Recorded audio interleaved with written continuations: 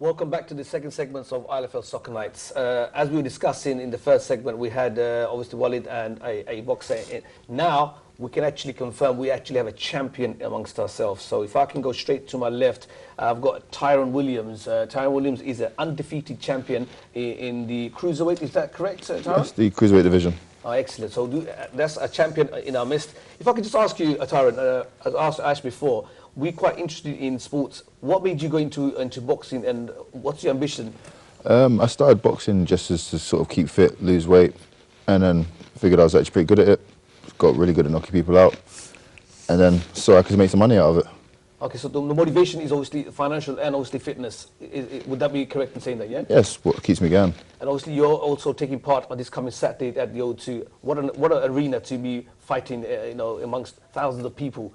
Have you done it before in a huge capacity, or has it been? This is going to be the biggest show for me so far, which I cannot wait for. I've been absolutely killing myself in the gym for it. Well, if I can get you back involved, obviously we've got a champion here. If you want to just tell a bit more about the event itself on Saturday and a bit more about what Tyrone's been achieving. I mean, look, Tyrone established his name as the Beast. I mean, this guy could fight, this guy could box. I mean, last 4 fights he's been stopping people. He's one of the best in the division. And as a person, I really like him. He's like my brother. We get along very well. But between me and him, on the way in there, I don't talk to him. I look at his eye. I tell him, bro, don't talk. He's hungry. He's like a beast. A focus. So we call him the Beast. It is a great fight. He's one of the best fighters. I mean, he's fighting at O2 now, so this guy's going to go bigger. How's the journey been, Tyrone? Obviously, you've done, I take several other fights. How many in total have you done, or have you just come in the scene recently? In total, I've done, I think it's averaging about 28 now. 28, that's a lot of fights. And the stats are, if I can ask? The stats are 18 wins, I think 15 by way of knockout. Wow. Give us an insight on the preparation, because you know when you play your game of football, there's a certain level of preparation that you have to make sure that you're at best shape before you go into the field. What type of preparation do you have to make? We do about a good 40 minutes of cardio before we even do anything else. Wow. So it's running, skipping, bicycles, skiing machines, weights, and then we get into the boxing training of it. And running up to a sort of a boxing match, do you have to look at your diet and everything for a number of weeks or things like that? I'm pretty alright with my diet. I don't eat junk food really. I pretty much stick to a nice clean diet. But it's a fight at the end of the day. I can see some resemblance in all sporting events, you know. I mean, real life he's a chef as well, isn't a top chef. Okay. A top chef in top restaurant, so this guy eats pretty good food. Okay. So once again, thank you for Tyrone for coming, Wally for coming. Again, just to let the viewers know, the Super Series, as it's called, it's going to be at the O2 this coming Saturday. What time does it start from, Walid? It starts from 1 o'clock, door opens 12 o'clock. Just for the viewers, we're going to give 2 free tickets to the viewers. Phone up and just find a question for me and answer, and then they get 2 tickets. There you have it. We're going to give you actually give you a couple of free tickets. But if you're interested in boxing, obviously it's a sport that requires a lot of determination, a lot of hard work. And if you want to be entertained this Saturday at the O2, go and watch the Super Series, the fights. It starts from 1 o'clock, and I think the last one is 6:45. 6:45. I think that's the big fight. Normally build up to Yeah, the big fight's going to be in between. Yeah. Okay, so that's the place to go. So once we actually take a break from boxing, if I can come to my right, the footballing pundits, there was some events yesterday. First of all, we're going to discuss the semi-final between Bromley and Redcoat. And as per the prediction, now you did say Bromley's going to win. So we now know the 2 finalists which are going to take place on Sunday, 26th of March. It's going to be between Bromley and Beaumont. Absolutely. What a final between 2 giants, 2 successful teams in the cup competitions. Who do you think is going to most likely take the title? Yeah, that's a tough one. I mean, we're talking about 2 of the most successful teams here. In particular, they are quite successful in the cup rather than the league, and all history will support that. Especially Bromley. From my memory, I think Bromley probably has the slight edge of Beaumont in this type of cup competition. In the ILFL Cup, outside the ILFL projects, I think Beaumont's won quite a lot as well. Has the upper so obviously they won the UK Championship. Yeah, they did. Yeah. So these are sort of different kind of competitions, and obviously you can take different types of players with you in different type of competitions. And I think this competition is open to all. There are no restrictions, and I think this is where Bromley probably has the upper hand, because they've got a lot of experience in that field, and they've proved it before as well. So, end of the day, it's going to be a clash of the Titans. It's going to be tough for both teams, and both teams need to be really prepared for that. And on the day, if one of the teams misses a player or or a player isn't in good shape or injured or something, then they probably had it, because you need to be 100% in that type of competition. Admiral, if I can get you, obviously, Nanu's hinting towards Bromley. Yeah. Now, Bromley are having the best seasons, if I can remember, in a number of years. They're actually going for the title as well as the final, so potentially there's a double on the cards. This season, Arif, obviously managing the team, has got a team working in a different discipline, and obviously you as a manager from Hawk and Eagle perspective, you've seen Bromley in action. Where would you put your money in terms of Bromley or Bromont? Well, I did predict Redcoat to win it, so I got that one wrong. In terms of when I saw Beaumont playing when they won 3-2 a couple of weeks ago, they showed great resilience against Stepney. Arif, he's done a great job with them, and that kind of resilience, I could see them being very, very tough to beat. even though, as Nanu was saying, you know, a hair width of space is in between them two. I'll go for Beaumont just to be a bit different, but I think their resilience was just about beat Bromley, but it's such a tight one. The other thing, obviously, Bromley gets the biggest fans in other finals. The number of fans they get, we're talking hundreds. So, Marlin Stadium on Sunday, 26th of March, 2 p.m. The clash of the Titans, as Admiral put it. Beaumont versus Bromley. If you're local, come to the Marlin Stadium. I'll obviously tell Walid and obviously your guys to come round. Rocky Will Islam is part of Bromley by Bromley by Bow, yes. Listen, I support them. Listen, that's the only time I support Tower Hamlets, and I want to support the best. Well, that obviously, you're invited to come to the final on the 26th of March for association. So you'll be supporting Bromley. Rocky Islam. Excellent. So there you have it, the Bromley versus Beaumont final ILFL League Cup on Sunday 26th, 2 p.m. at Marlin Stadium. We had a couple of Premiership results, which I'm going to just go through. If I can just show the slide on the screen. Ace versus Robin Hood. Now, as you can see, it says a home win. Just to clarify, Robin Hood actually won the game 1-0, but due to the fact that Robin Hood used the unregistered player, the Ace actually, by the rule of the league, get the points. So 3 points been awarded to Ace. The other results, which we'll discuss in further, is Hawk and Eagle won 5-2 against St. Catherine's. Two teams right at the bottom battling. Obviously, it's a massive 3 points for Hawk and Eagle. And the other results, Reach Out winning 4-1 against the mighty Stepney. That, I think, will put a dent in Stepney's ambition for winning the title itself, but puts Reach Out in a good position. If I can go to Ajmal, obviously, what a game. Winning 5-2 against St. Catherine's. It's still not over, is it?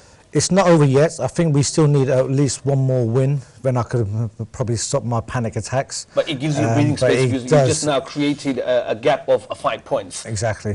So yeah, it's more relief.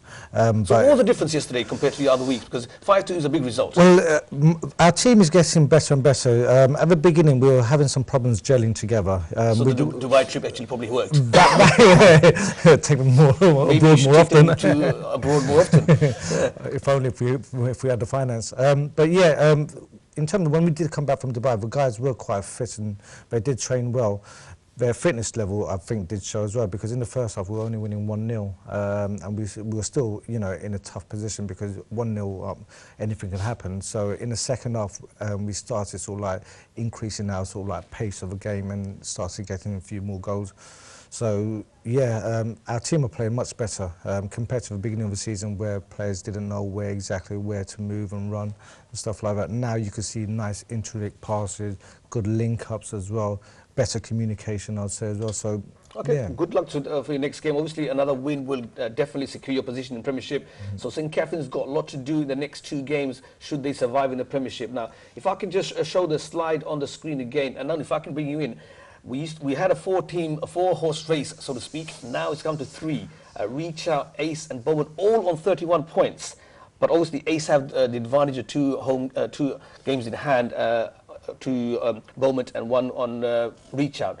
Do you think it's still in Ace's hand? Because they've been fortunate with the points being awarded to them. Yeah, so they have been. It's still back in their hand, and do you think they've still got the edge? It is, and Ace with those 2 games in hand, and I think they're in that unique position where they can gain 6 points from those 2 games. So one of the fixtures actually against Beaumont, so that could be a crunch deciding game. It could be. I mean, whether they are able to take the pressure and move on is a completely different story. But playing-wise, I think they have it all in them, and I think it's in their bag as well. It's for them to lose now. Okay, what we'll do, let's have a look at the fixtures for the Premiership this coming Sunday. If we can just show the slide on the screen again.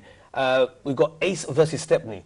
Now, that's a tough game for Saïs. It is a tough game, but what you have to see, that was what we've been saying all along through the season, is that, okay, Stepney is a fantastic team, but, you know, come to the end of the season, because they're playing a lot of senior players, they're going to have tired legs. So I know they're still in it, but they've come down from top position to about 4th position now. So A matter of 3 points. in matter of, we're talking about, yeah, the It's a margin fine isn't line. I that won't great. say they've gone down that bad. No, Because I they still haven't. think Stepney, we saw against Bowman, the 3-0 down. Yeah. Now, that game, they should have been done and dusted, but the fight back they showed and came back to 3-all. In the last 10 seconds, conceded the 4th goal. Otherwise, they would have got a worthy 1 point. Yeah. For me, I think Stepney still can do some damage in this Premiership. Oh, they've Obviously, got they're all not in it, experience. but it could make a difference to Ace. Hawk and Eagle versus Bowman. Now, obviously, you're playing against both games being played at the same time. So, obviously, it should be interesting this coming Sunday. I'm sure both managers will be looking out for both results. Your chances against Bowman, because obviously you still need that 3 points. Well, we're gonna give them a game. We're gonna try and match them player for player. I mean, Bowman are we're in a flying position at the moment, so it's going to be very, very tough. But I think compared to when we played them last, I think we've improved a bit more. So we should be able to sort of match them in some areas. Yeah. We'll see. Okay, those are the fixtures for the Premiership. Ace versus Stepney, Bromley versus St Catherine's. Another very big game for St Catherine's. They have to, under any circumstances, to survive in the Premiership, they need that 3 points to put the pressure on Hawk and Eagle. And obviously the last game we saw there, Hawk and Eagle versus Bowman, is the other fixture. The first division, we've got 2 fixtures. We've got Esprit versus PYO. I think that will be a tasty game, considering that they played each other a couple of weeks ago. And the other game, Redcoat, the champions of Division 1, playing Arsenal. Arsenal are doing reasonably well. Again, a team that we expected a bit more, but unfortunately they seem to have a rollercoaster season, Ranu. Yeah, they do. It's all the mixing and matching, and that's why they're getting all different types of results. It's one of those teams that I think the manager is fantastic. He travels 3 hours, up down. That's dedication. On a Sunday, that is pure dedication. If the players actually appreciated how much he's putting into the team, then maybe all of them would have turned up on week in, week out on a Sunday, and that would have made a huge difference. They're lacking that, and I think what that team actually needs is slightly more motivation and more discipline. And if they can have that. Let's have a look at the table itself. Let's have if I can get the slide on the screen again. Redcoat, as we can see, we know they're the champions, sitting comfortably at 29 points. Spirit obviously confirmed the 2nd position and 23 points. Arsenal 3rd and PY on 4th. PY a very good season considering they're a new team that came into the league 2 seasons ago. They've done quite well. Powers by done established, a team with a lot of youth players. I think they've done quite well. Would you agree? That's no easy task. Trying to put together a lot of youth in one team and getting something out of it. So I think well done to Powers by for doing that. PYO is one of those teams that I think are quite upcoming. This is pretty much the second season. It's definitely a team to watch out for in future, because if they can stick to that management structure with Powers at the helm, and if they can keep the same players who have been playing with each other for a while now, I think that something good will come out of that adventure. I think also the fact that we've only lost 4 games throughout the whole season, or 1 game bar 1 game, that's not a bad way to start. So if they could improve a little bit more on that, you could see them maybe even next season challenging for the It could be another Redcoat in the making. Exactly. It could be. Okay, there you have it. Obviously, the Division 1 is still a couple of fixtures still remaining, but we know the champions Redcoat. Just to tell the viewers, obviously in the 3rd segment we'll be discussing all the vets. Fixtures that were played last week and the upcoming fixtures. In fact, next upcoming fixtures are next Thursday. Just before we go, I'd like to give my thanks to Tyrone, Walid and Ashraf for coming in. And best of luck to Tyrone on this coming Saturday. Best of luck to Walid with the boxing world itself, and hopefully more successful. And hopefully in a few months' time you come back and discuss and tell us a bit more about your events and how you are succeeding in the world of boxing. So we're going to take a break on the 3rd segment. So don't go away. We'll see you in a few minutes.